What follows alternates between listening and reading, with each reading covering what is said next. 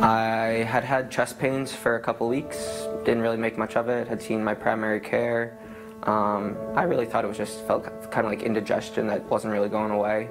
And when I went to go speak with my GI doctor, Dr. Mabasale, he had me do a chest x-ray because he was a little worried about what these chest pains were, and the chest x-ray showed the lymphoma, so he had me rushed right away to Children's, and that started this.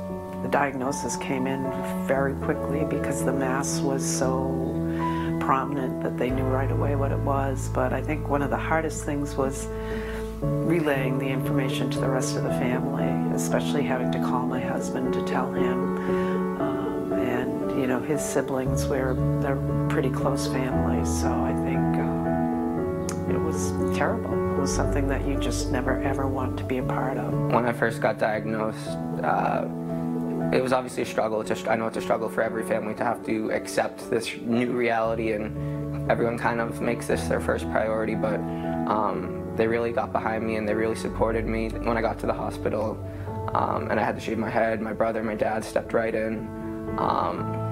It's a really funny story. My brother, he likes to surprise us with things, and he didn't tell us that he was going to shave his head one day, and so he just did it. And thought it'd be smart to not go to a barber or have someone else do it, but use like a Bic razor in the shower. And so he cut up his head, and the scalding water like pretty much burned his scalp, but he still did it for me. And it was just, I don't know, it's those little things that they do. You know, I've always known about the Jimmy Fund, obviously being from the Boston area, so there was no question that we would be receiving, you know, his treatment there. So just meeting Katie Greenzang, his oncologist, and Dr. Silverman, the attending physician, it just, from the start, we knew that he was in the best place, and they kept us abreast of everything that happened.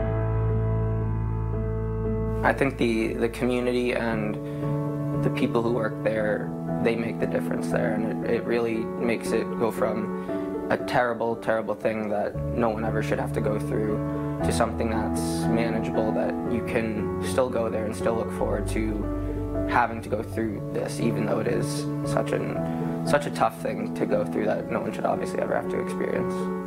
They saved my life and they saved so many others, and this place it's truly special in the way that yes, they deal with the medical side of it, but there's so much more to having cancer. There's, for me, it was a blessing and a curse. The curse obviously being the treatment and having to go through this experience, but the blessing was the community and the family that I gained from it. I met so many people who have really inspired me and motivated me to continue supporting the Jimmy Fund, because there are so many other people who are still going through this treatment, who haven't been diagnosed yet, and who are going to have to go through it. And so I think that you can get treated at a lot of places, but the family that you develop at the Jimmy Fund, there's no other one like it.